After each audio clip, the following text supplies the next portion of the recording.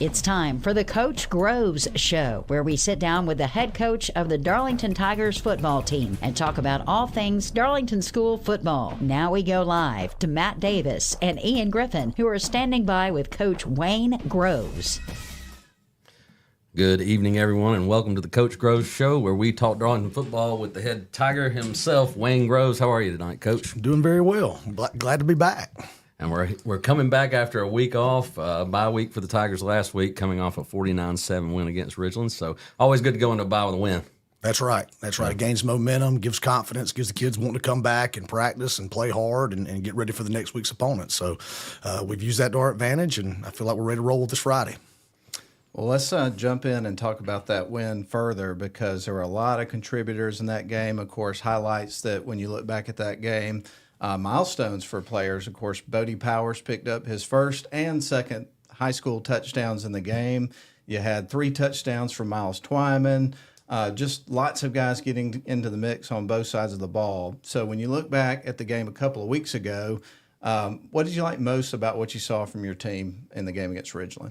Well, first of all, just anytime you can go on the road and then go on the road an hour and a half, and then we get another weather delay.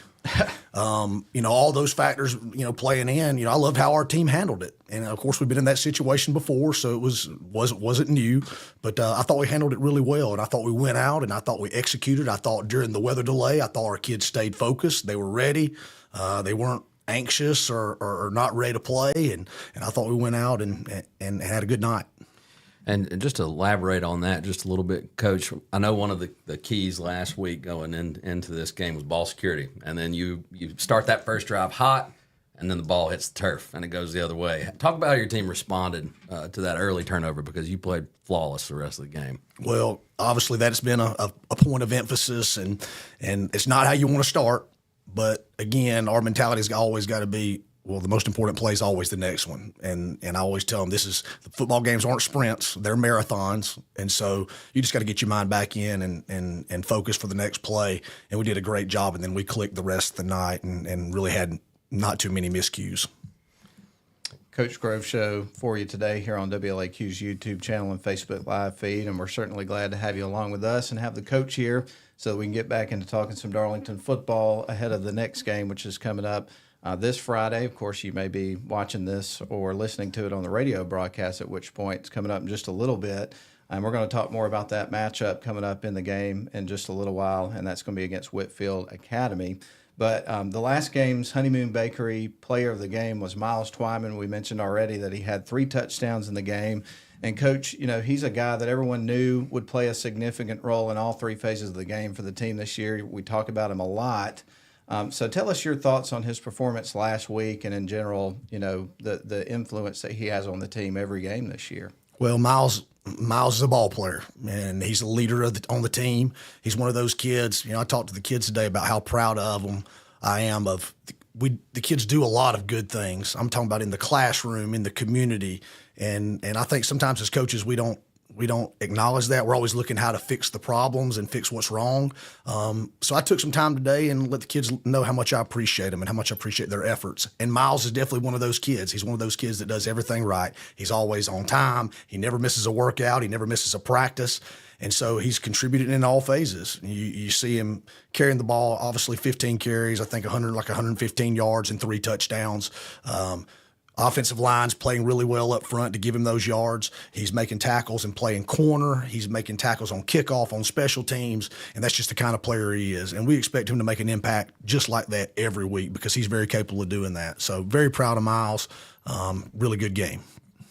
Well, Coach, after a couple of losses to start the season and tough ones, close, hard-fought ball games, what do you think a game like the game against Ridgeland does for your team's confidence going forward? Well, I preach to them all the time about success is when preparation meets opportunity.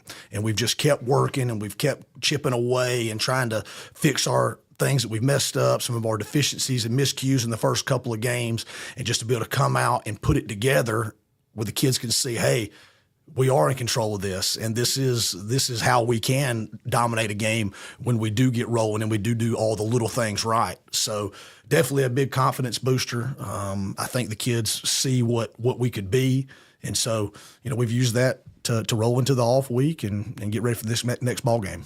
And the next question that we have for you is related to the off week, because from a layman's perspective, just us fans, it would seem to me that there's sort of an art that might be involved in balancing, giving players and coaches, time to rest while keeping that focus and keeping in the rhythm of the season and things of that nature. So how do you approach that as a coach so that you can do all those things and keep things on track? Yeah. So, we want to use it for three different things. And I told the kids, I said, one, we want to make sure that we get some rest and we heal up during the off week. Two, we want to make sure that we keep on working on developing our skills, offense, defense, special teams, and getting those things all shored away. And then, we want to make sure we're having some fun out there, in an off week. So this year was really unique in the fact that in 22 years of me coaching, this is the first Labor Day that the kids got off. And it just happened to fall that Labor Day fell on an off week. So we're able to give the kids a long weekend, which I think is important. You want them to stay hungry. You want to keep them, wanting to come back. And so when we get able to get them some time off, we want to be able to do that.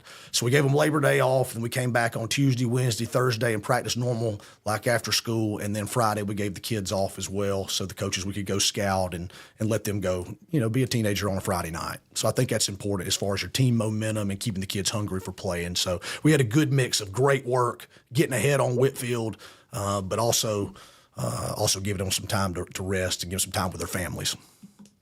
No question about it. Well, we've got the Coach Grove Show for you today on our Facebook live feed, also our YouTube channel. We're glad you're with us. We got plenty of stuff that we're going to talk about and cover as we continue the show, but we're up against our first break, so we're going to go ahead and take that. When we come back, we're going to take a look at the Black Shirt Awards from last week, and we're also going to talk about something significant related to what today is, the anniversary of 9/11. So we're going to spend a little time on that when we come back. But again, we're glad you're with us, and we will be back with more of the Coach Grove Show here on the YouTube channel and Facebook live feed. We'll be back.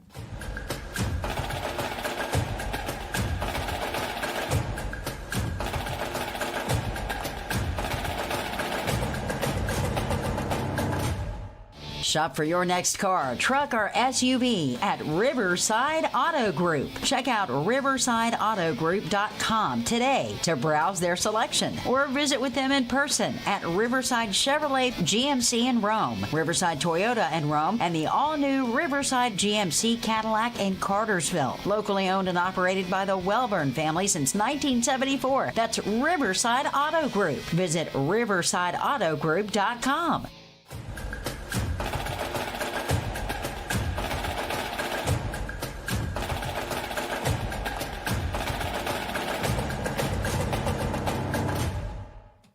All right, we are back here on the Coach Grove Show, ready to talk some more Tigers football.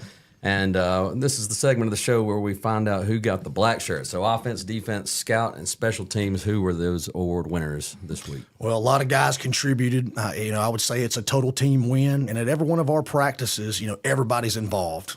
I tell them you're either in or you're in.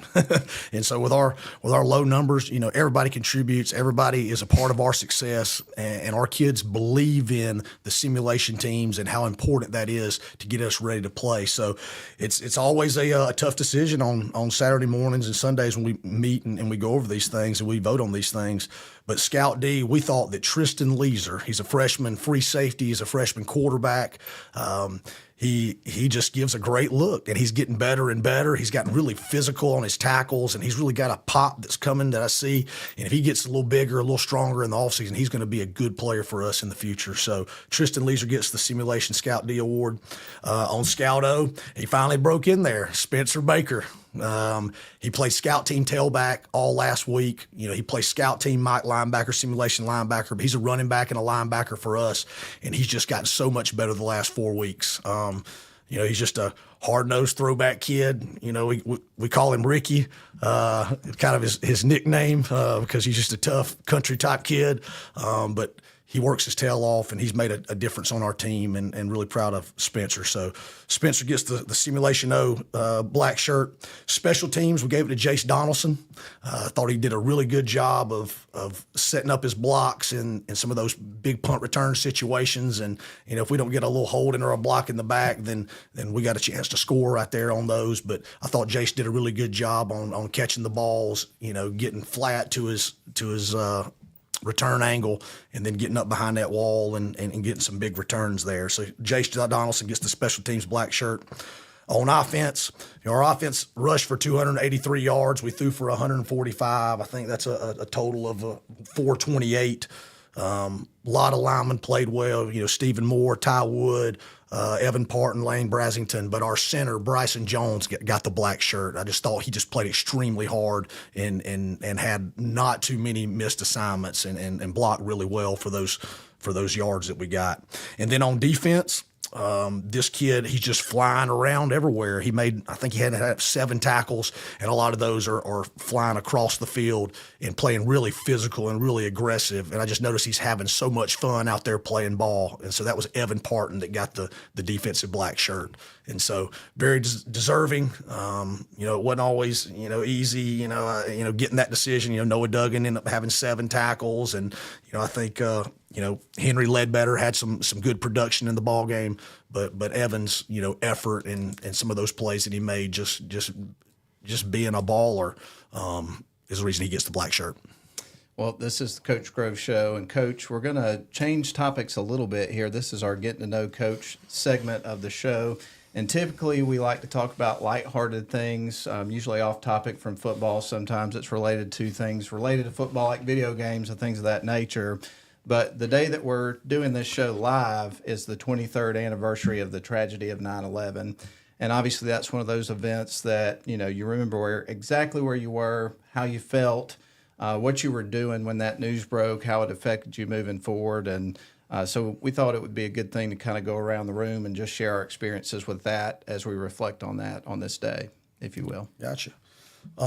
Well, I was a junior at West Georgia when 9/11 happened, and I was actually sitting in a biomechanics, science class, and we just heard that a plane had crashed into one of the Twin Towers, and I thought, okay, that's kind of crazy.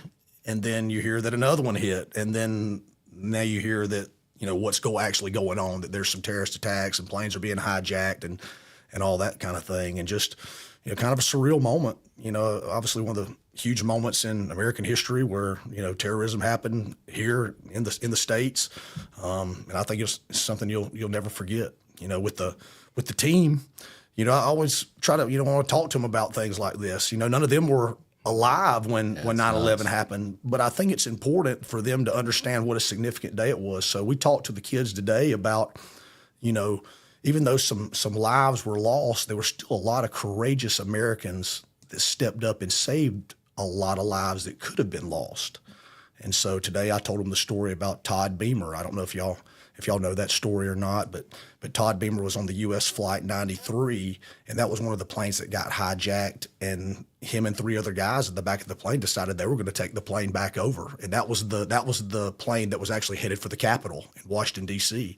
And so I told the kids about the story about them getting in the back, and these conversations are recorded. They actually had a phone conversation with a dispatch lady. And so all this recording is documented, but basically they made a plan that they were going to go rush the cockpit and take it over, and they were going to take the plane and put the plane down, even though it may kill them, that it was going to save a lot more lives. And it was going to save our capital and save our country. And so, I get chills telling the kids this, but I mean, it's a story that needs to be told. It needs to be remembered. But they said the Lord's Prayer, which we always say before football games. They quoted Psalms 23, they all walk through the valley of the shadow of the death. I sure, fear no evil. That, and then he looked at him, he said, y'all ready? And then he said, let's roll. And they went and they do it. And so I tell the kids all the time before we work out, I say, any questions? And I tell them, all right, let's roll. And so it's kind of a double meaning for me. I always thought that was cool that he did that. And they kept the plane from going into the Capitol. So huge. I mean, just a huge act of courage, and they're heroes for sure. So I thought it was great to share that with the kids today. Yeah, we appreciate you sharing that with everybody watching today, man. Thank you very much. We appreciate it. Absolutely. Yeah. I go back to, I was thinking about it this morning. My son's sitting there eating breakfast. I was like, senior in high school. He wasn't born. It was when this happened, but he knows about it. And as we all should, it's kind of like when we would learn about Pearl Harbor when we were in high school.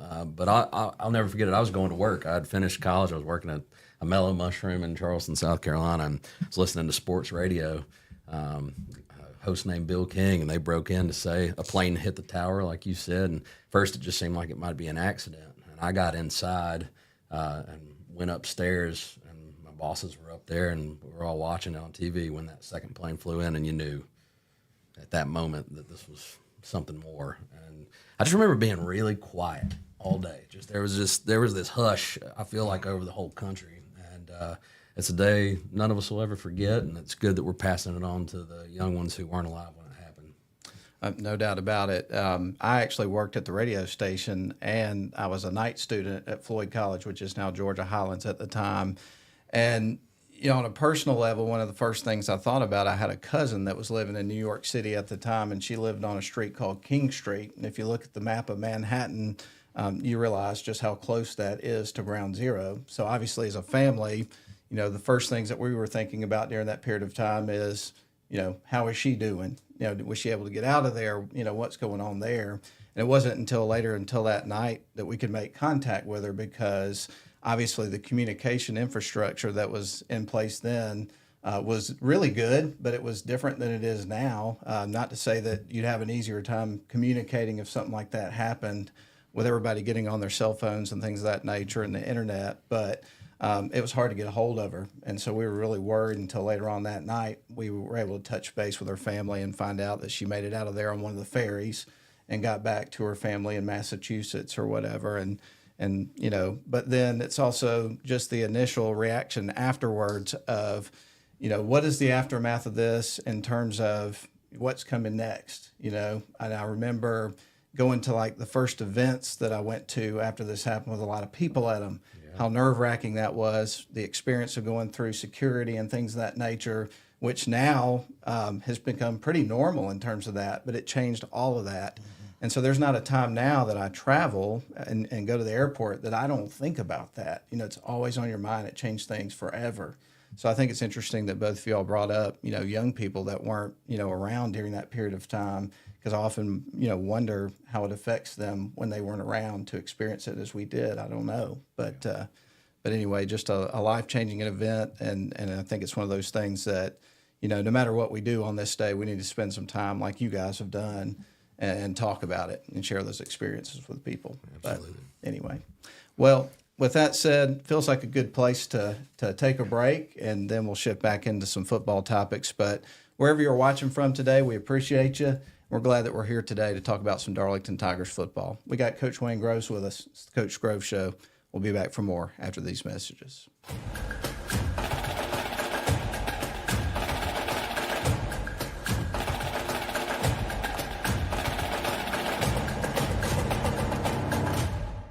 Shop for your next car, truck, or SUV at Riverside Auto Group. Check out riversideautogroup.com today to browse their selection, or visit with them in person at Riverside Chevrolet GMC in Rome, Riverside Toyota in Rome, and the all-new Riverside GMC Cadillac in Cartersville. Locally owned and operated by the Welburn family since 1974. That's Riverside Auto Group. Visit riversideautogroup.com.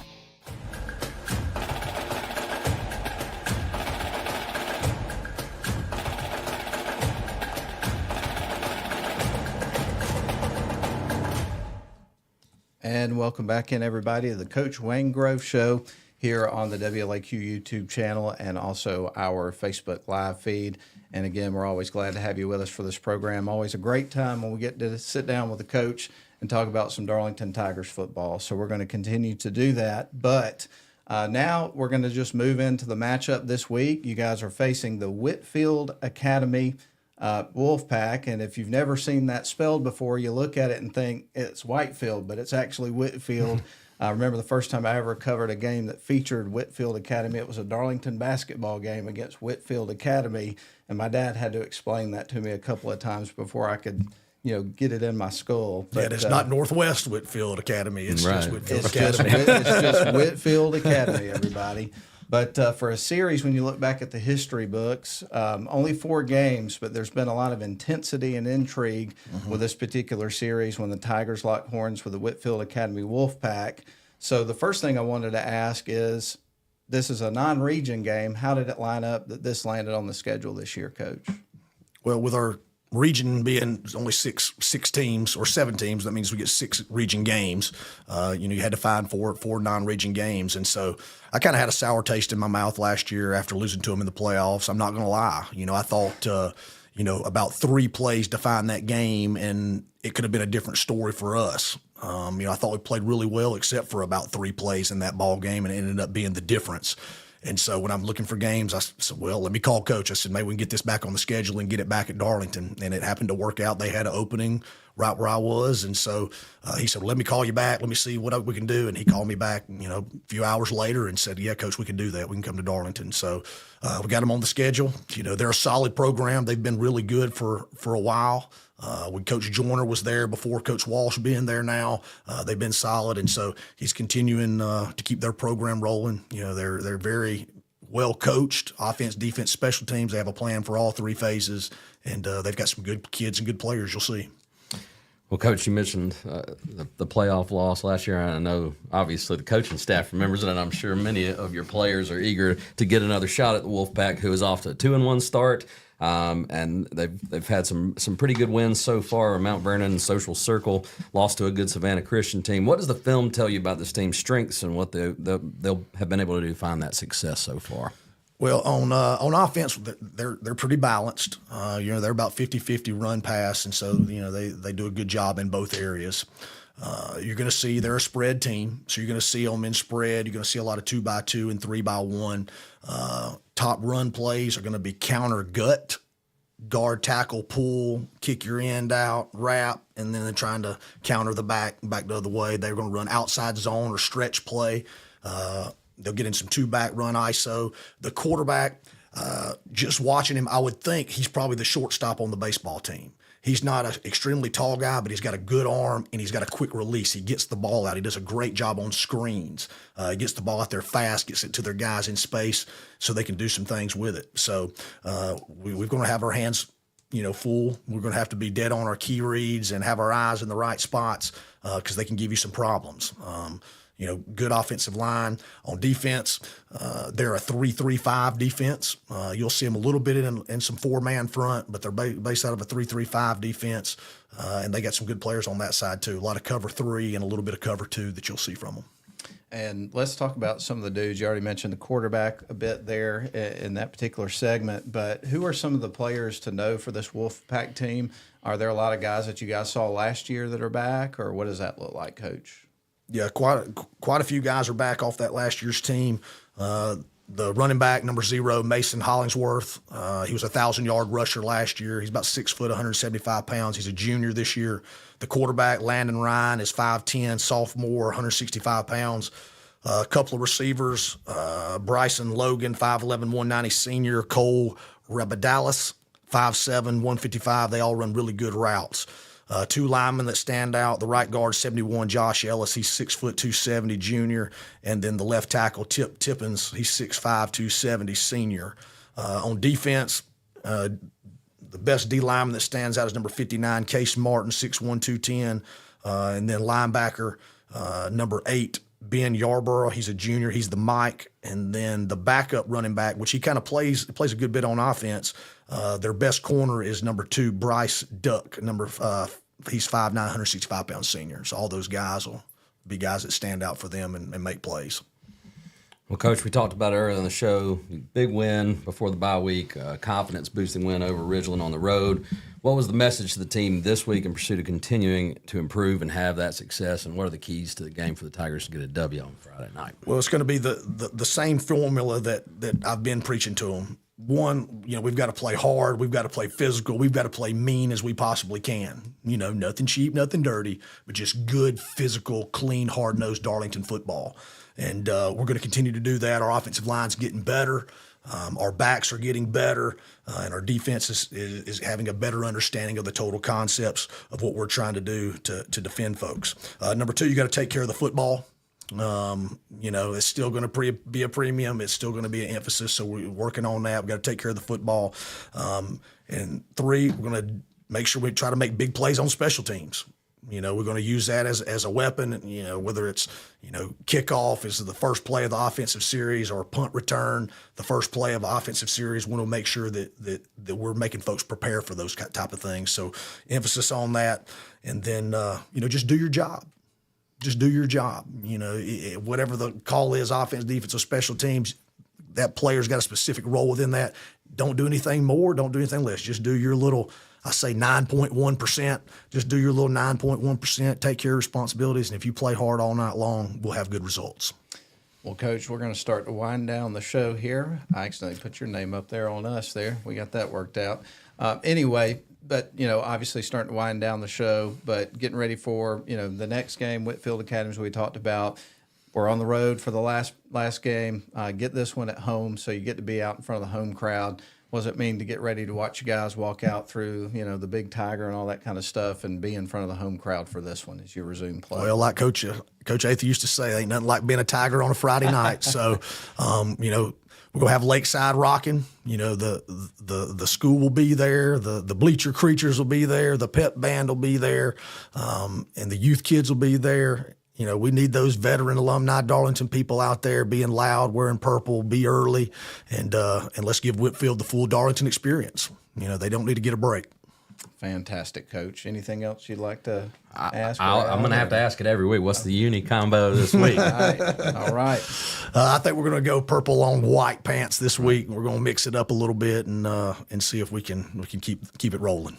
Well, we're looking forward to it, Coach. And as always, we like to wrap up the show by taking this opportunity to thanking you for your time. I mean, like we mentioned always, he comes here straight after practice, barely has time to catch his breath before we go on the air, and we certainly appreciate you being willing to give us this time and talk Tigers football with us. Well, it's great. It's my favorite thing to do. If I'm not with my family, I'm wanting to coach the Tigers and talk about the Tigers. So I'm glad to be able to do it. Awesome. Well, we appreciate everybody watching tonight, and we get ready for a game coming up on Friday night. As he mentioned, ain't nothing like a Tiger on a Friday night. Go Tigers. Good place to wrap it up. Go Tigers. Go Tigers. Yep. Thank y'all for tuning in. We're going to wrap it up. So it's been the Coach Grove Show on the WLAQ YouTube channel and Facebook live feed. And what do the folks out there listening and watching need to do? I need to smash that subscribe button, man. Like, share, and subscribe. That's right. Yes, no shame in that. We appreciate you. Thank you for tuning in to this week's edition of the Coach Groves Show. We invite you to join us again next week as we discuss all things Darlington football with head coach Wayne Groves. Go Tigers!